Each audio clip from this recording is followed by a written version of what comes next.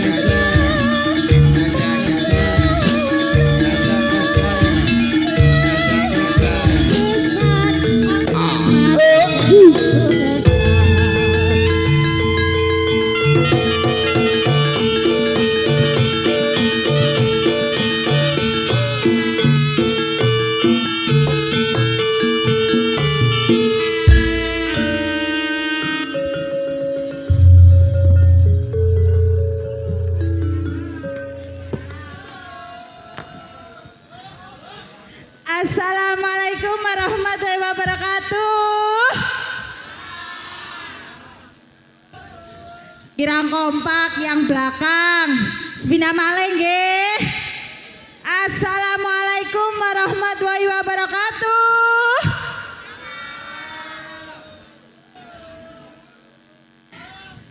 Nggih, wilujeng dalu Bapak kalian Ibu masyarakat Desa Berkojo nggih. Lan wilujeng dalu Ki Bapak Ibu Sohibul Hajah ugi Mbak Manten kalian Mas Manten kula dongaken mugi-mugi menjadi keluarga yang sakinah mawaddah warahmah amin. Amin. Kula kalian kanca-kanca badhe ngaturaken pasugatan gening-gening manis sampur sari. Semangga Kang Mas paringi sentir.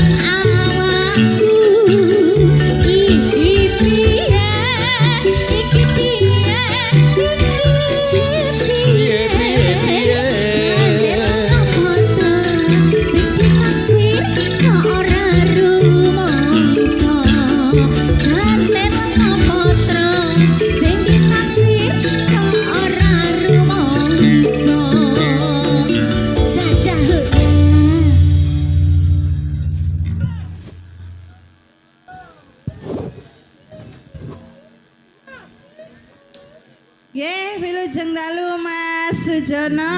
Nggih, wilujeng dalu ning menok Wulandari. Nggih. Nggih kalau wau ning Nyantika sampun ngaturaken sentir Lenga Patra. Pokoke kompak delewung iki mang. Kompak banget. Nggih nak matur sembah nuwun. Dumateng panjenengan Bapak Sohidul Hajah panjenenganipun Bapak Kasiat. Bapak sinten? Bapak Kasiat. Kasiat nggih. Kasiat jenis Pak Dayat. Kasiate ya napa Mas? Oke, Kasiat tulisannya no. Bapak Kasiat kali Ibu Ngatminah. Nggih, matur sembah nuwun sampun ngrawakaken Ludruk Budi Wijaya. Nggih no.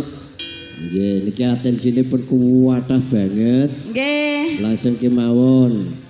Nggih menawi Bapak Ibu Sohibul Hajah ngersakaken lakon sumangga Bapak. Sumangga panjenengan Bapak. Ugi Mas Manten juga Mbak Mantennya yang ingin request monggo. Bisa. Nggih, untuk sabu-sabu yang ingin request dibawa saja. Dibawa saja. Maksudnya di Indonesia. Oh, mboten angsal Bapak. Introduksi saya panjenenganipun Bapak Sohibul Hajah dilarang ke panggung. Jenengan kalau nyawer ten ngadap mawon. Iya no. Nggih. Nggih no saking panjenenganipun Mbak Ika. Nggih. Niki Mbak Ika maling ya Mas nggih. Ketahuan wis pewesen niku. Nggih. Monggo ingkang dipun suwun. Gregis. Senes kok juga. Nah wingi gregis. Gampang tapi rame. Yo, mendem wedokan. Wah, mendem wedokan. Kantos Mbak Ika. Ini kalau piantune. Nggih, semangat pokoke wonge. Nggih. Seno iki tak arakne rono no, wake no atensine no. Ah, nggih. Nggih, Kok monggo. kuwatan niku napa Mas? Serata. Nggih. Monggo. Loh, dipasrahkan. Kok mungkin ono angin masalahnya. Aku tak buka kipas. Biasanya kan jenengan, kok sekarang dipasrahkan.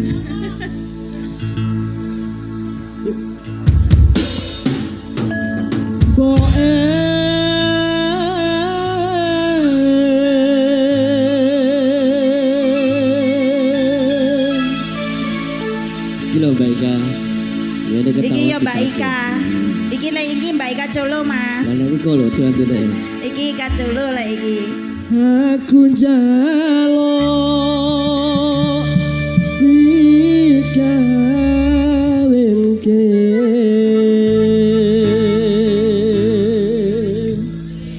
karo sapa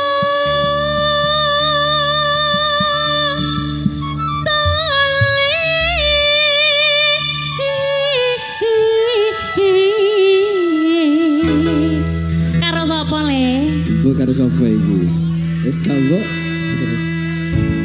Sing penting tekun imane. Siji. Wow.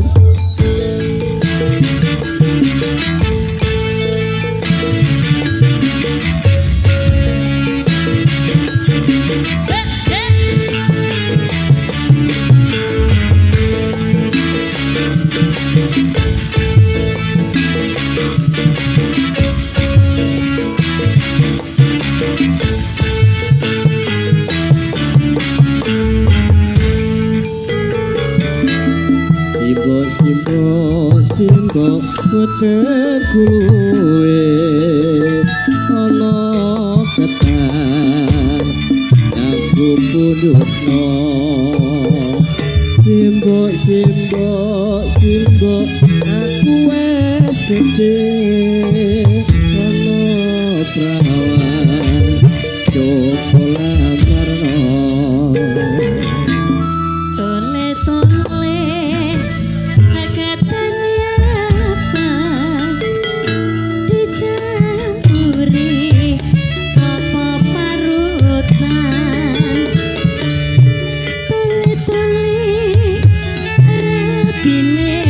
Gampang paling penting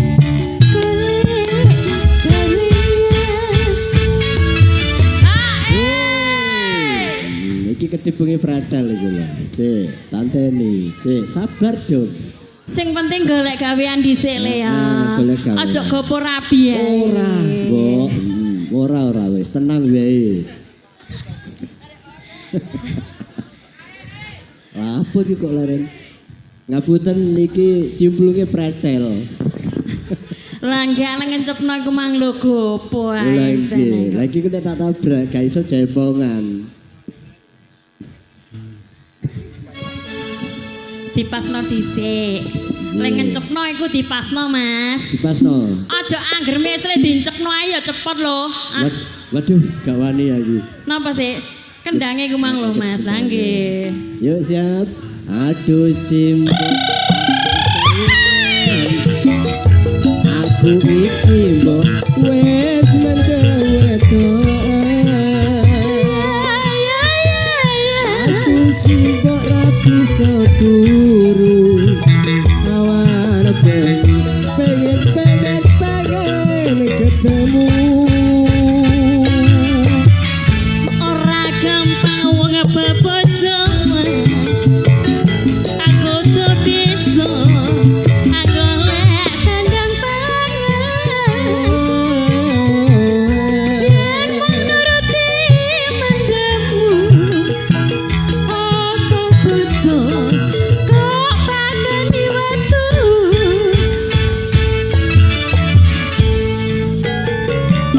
Biar mengkono mbok aku tak nyebut gawe.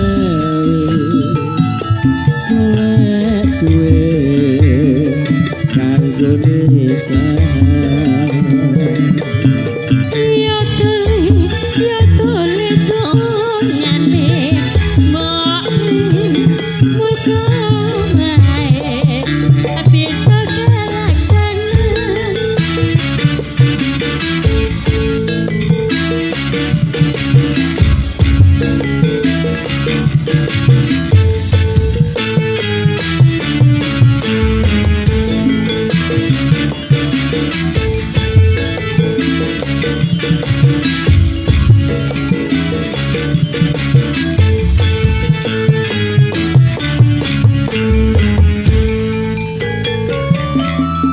Simbo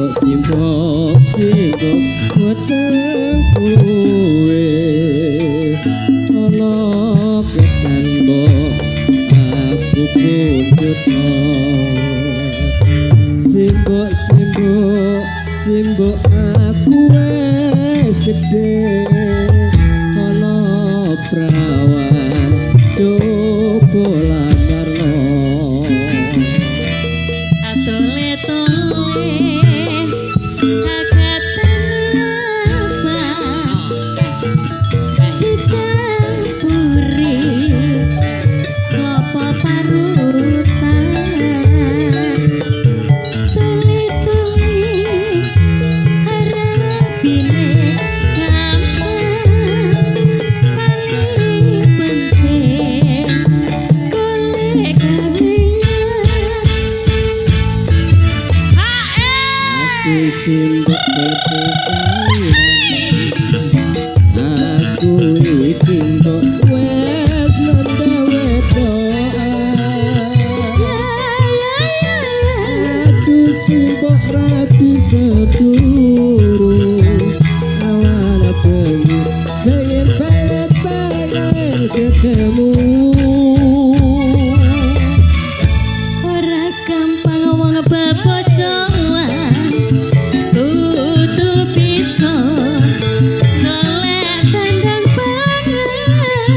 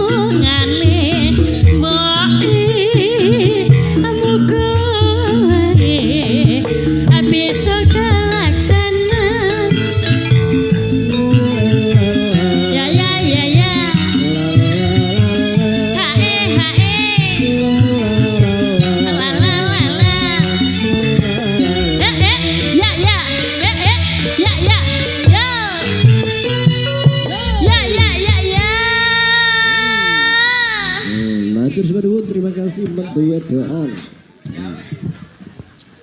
Ngene nek gak dilayani Nggih. to. Aku diketongi gegeman. Nggih niki Mbak Ika koyoke pengen mriki Mas. Oh ya iku pokoknya. Oh, sayo tak bantu.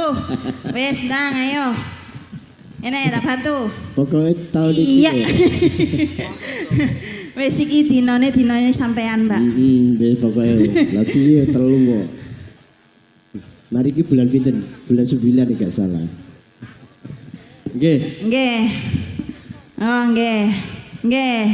Siap. Aku njaluk lagu sak karepe pokoke enak situk-situk dhewe-dhewe. Nah, lagu napa nih? Digabungno niku mawon. Nah, Nggih. wawoten lewunge kali nek betul salah. Nggih. Nggih Mas, niki saking Abah Suroso, Nggih. Ketua Sepeda Ontel. Nggih. Sabar minta gending kangeni ati. Kangeni ati. Bunga mawar biru. Oh, bunga mawar merah. Bunga mawar merah niku. Nggih. Kata tabah niku. Jaluk dak. Nggih. Nggih terus lah guyu niku. Nggih. Nggih. Terus niki Assalamualaikum warahmatullahi wabarakatuh. Waalaikumsalam warahmatullahi Nggih. wabarakatuh.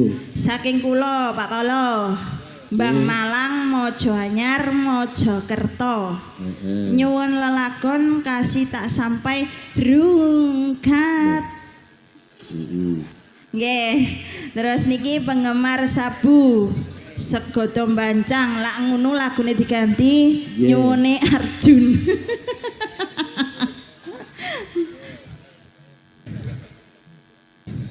Nggih. Terus niki wonten malih. Yo. Monggo dilayani riyen niku wonten lewung kula sembarang wau. Nggih. Pokoke baik aja jaluk lagu sing penak to. Nggih. Heeh. Nggih. Pokoke Mbak Ika. Lek sing atas niki Mbak Ika Jolo, Mas. Enten Ica Celo niki Mbak Ika Jolo. Monggo yuk. Belum. Yuk.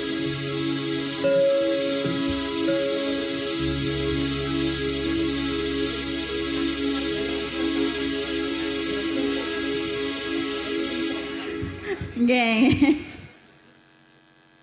Nggih.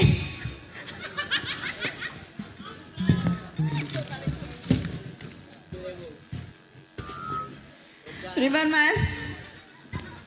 Nggih monggo lewung yo. Ayo.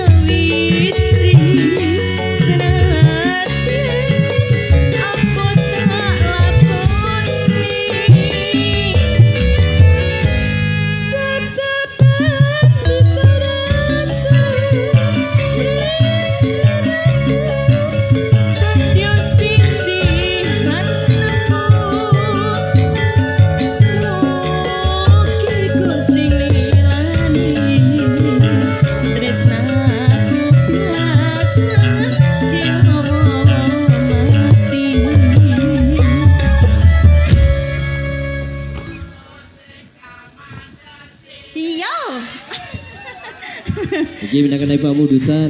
Nggih. Kula gabung kalih Mbak Ika. Nggih. Nggih, kula wonten kalih kok sing nyuwun lewuh Mas Merap. Nggih, Mas. Kira lanjut napa? Napa? Dari Bapak ingkang hubungan kersa mboten nyuwun nggih. Nggih, niku wau napa enten kasih tak sampai. Mboten. Arjun. Nah, Arjun niku. Terus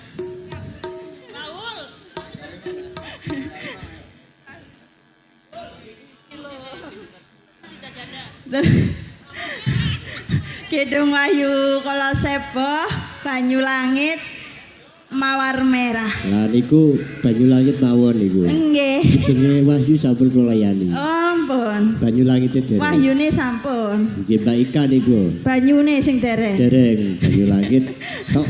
Nggih. Karena Mbak Suroso niku wau nggih. Nggih. Monggo. Ngapunten riwen, lewuh.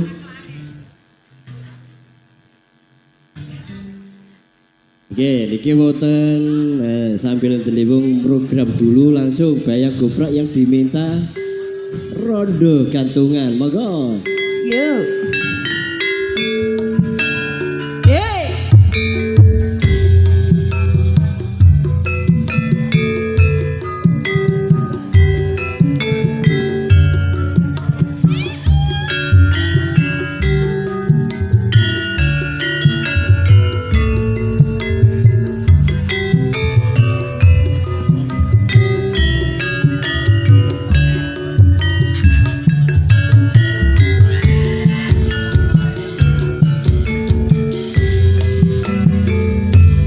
Cendok wong ayu jenengmu sapa sliramu pindho wara sembodro lelanono aku nampil tresno duh wong ayu klopo bodho lekanono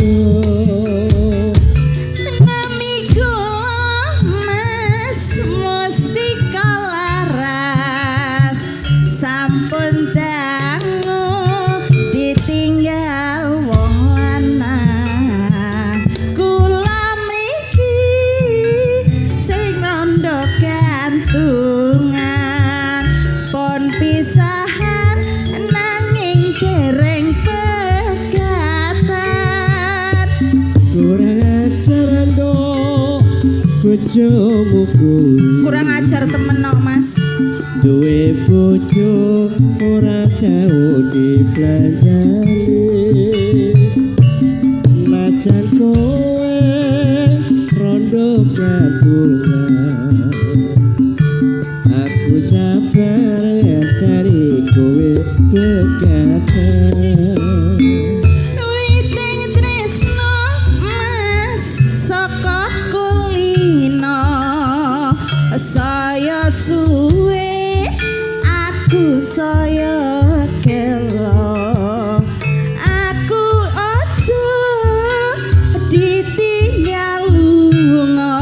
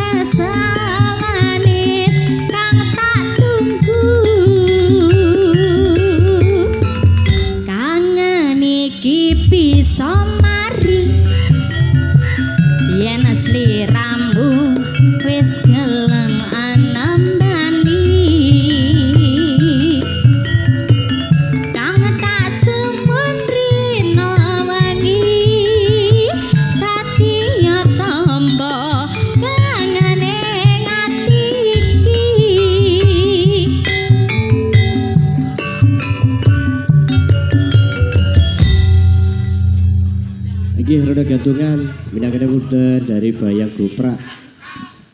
Kula gabung kali Kang Niati Pamundutan Abah Suroso niku nggih. Nggih. Monggo, dhewe lanjut. Lanjut. Yo. Napa? Langit.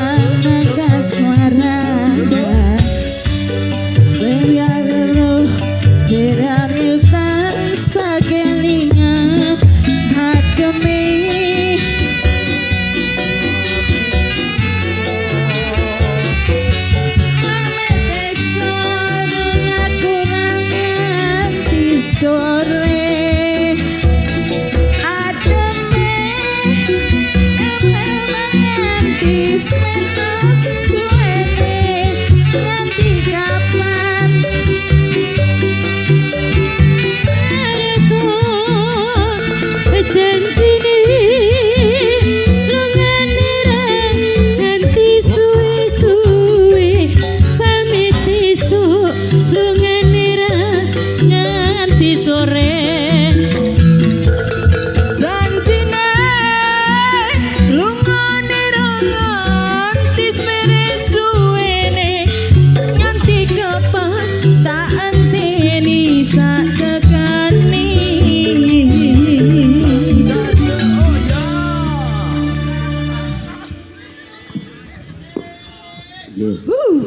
Regane mau udan panjer Mbak Ika. Nggih. Bayu langit.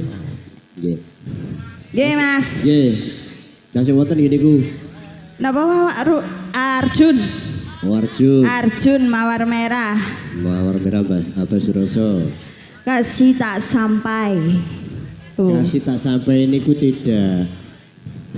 Oh sudah. Oh Sudah. nggih sih. Tak layani awan mang. Nggih. Napa rumiyin Mas?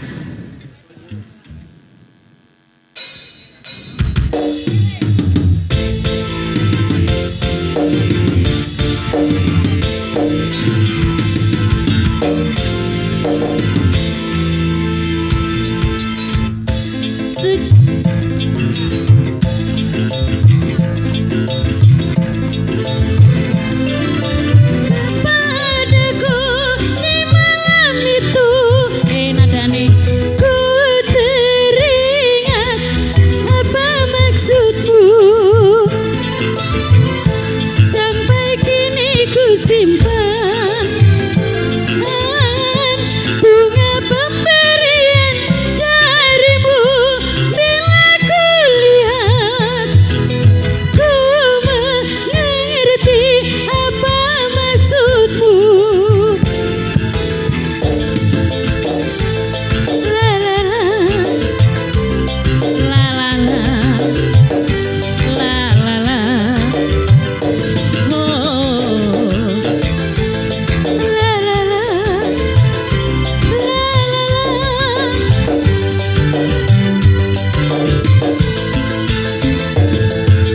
bunga mawar merah satu tanda cinta yang berarti bahwa ku cinta padamu dengan senang hati ku terima cintamu karena aku juga cinta kepadamu oh bahagia ku mengerti apa maksudmu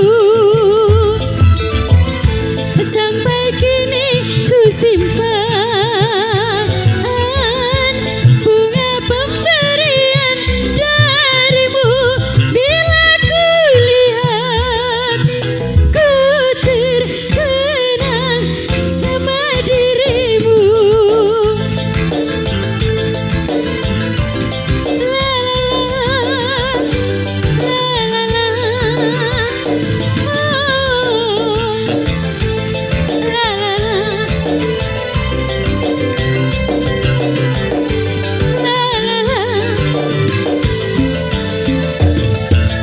bunga mawar merah satu tanda cinta yang berarti bahwa kau cinta padaku dengan senang hati ku terima cintamu karena aku juga cinta kepadamu oh bahagia dua hati telah terpadu sampai kini ku simpan bunga pemberian darimu bila ku lihat ku mengerti apa maksudmu Mas Nggih. Lah, nggih. Rancak sekuntum bawan. nadane cowok lali lek aku mang brai wedok Oh iya. Salah pencet. biasa lanang lah nggih Salah pencet. Gino, Nggih Mas. iya tasih wonten model. Nggih, niku wonten Arjun. Oh Arjun. Cowok nggih. Oh nggih. Monggo. Nggih Mas yo pesen niku dari keluarga Bapak Kamkan Kerso nggih. Tasih keluarga nggih. Nggih. Nggih monggo. Monggo. Oh di bawah aja. Kasih mic. Oh kasih mic. nggih. Cowoknya di bawah. Nggih.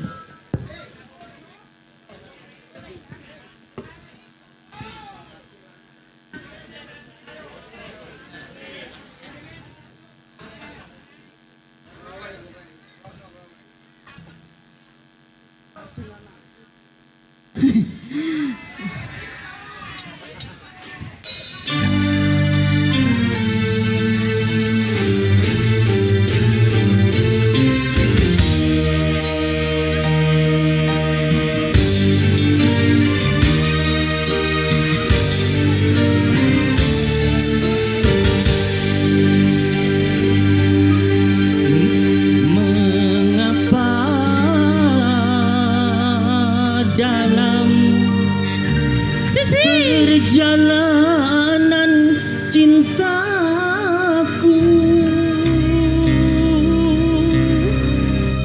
selalu ada yang merintangi pada diriku yang hina.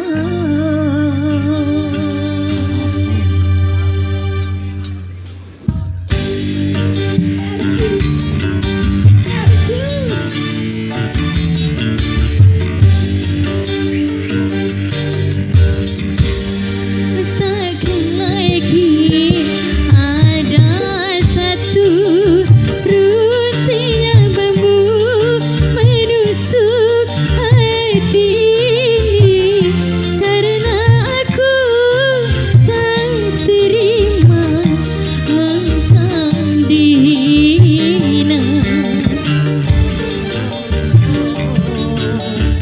Manis, biarkanlah aku ini orang kecil, harus hitung-hitung kecil. Pagi sore aku selalu menimbang diri, memang tak pantas bercanting denganmu. Kau pria idamanku, pria yang paling ku tunggu. Jangan pergi, tinggalkan ku sendiri.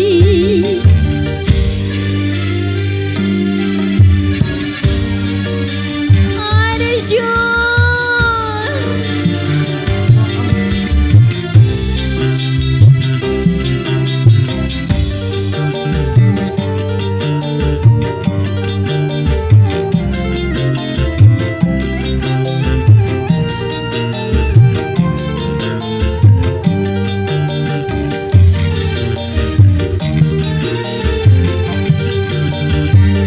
Sekuat apapun tulang di punggungmu tak mungkin mampu membuntukiku. Kita tak berdaya walau saling cinta, berpisah itu jalan yang utama.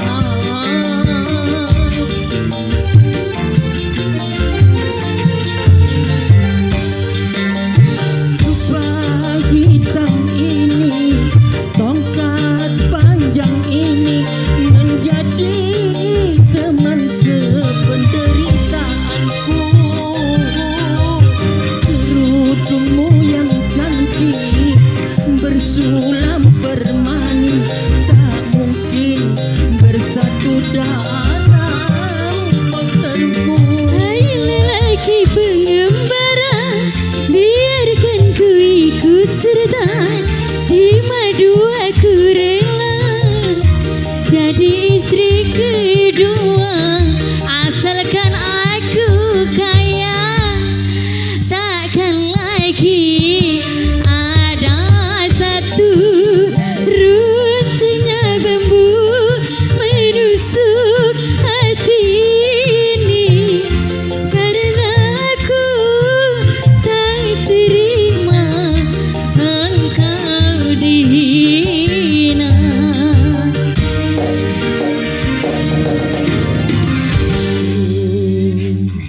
Terima kasih sembah nuwun. Nggih. Ngapunten kula dulur sarep awit masalah waktune sampun kantor satu lagu napa ingkang dereng. Nggih, kanton kisinan, Mas. Nggih, mangke pinanggih malih wonten acara bedayan Bedayan Sekarsari. Sekarsari. Eh. Oh lali lek nganggo jam. Heeh. Nggih. Pripun, Mas? Yo, kisinan bolo.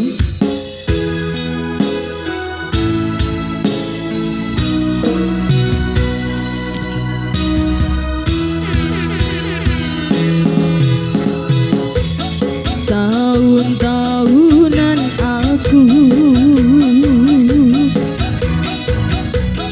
wes ngancani sliramu.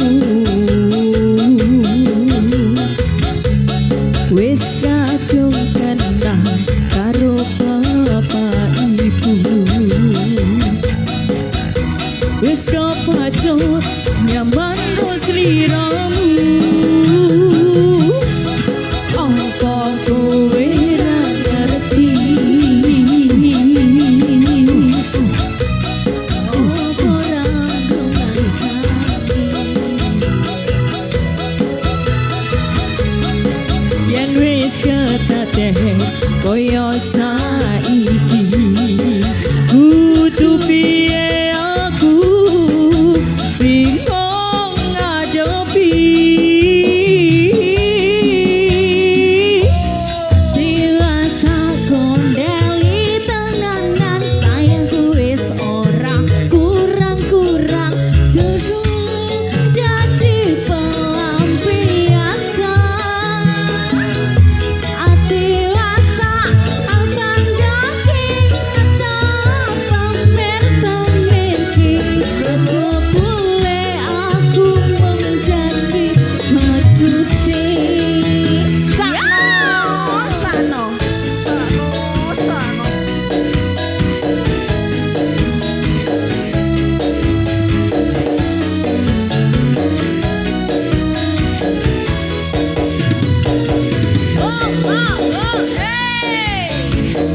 Iya iya Iya iya Tarik bergaya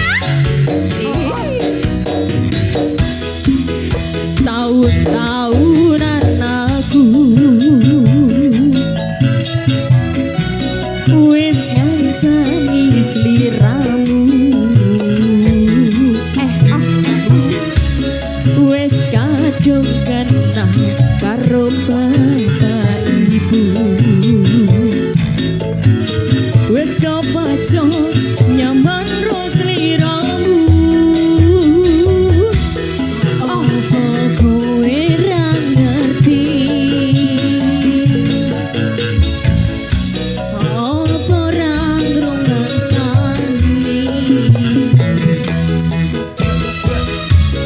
yen wis kedaden kaya saiki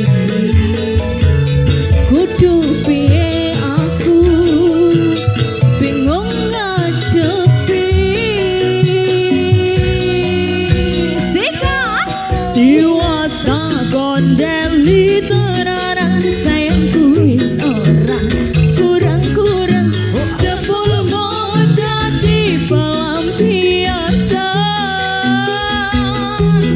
Dewasa abang gaki atau pamer-pamerki Jebule aku menjadi badute Dewasa kondeli tenanan sayangku wis ora kurang-kurang jebul mau dadi pelampiasan Dewasa abang gaki atau pamer-pamerki Jebule aku menjadi badute Jebule aku menjadi badute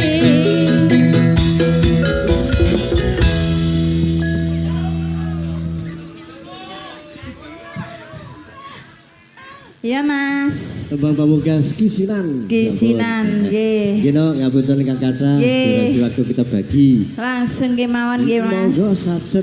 Nggih, ubur-ubur ikan lele. Iki paswotele. Oh, delewong monggo.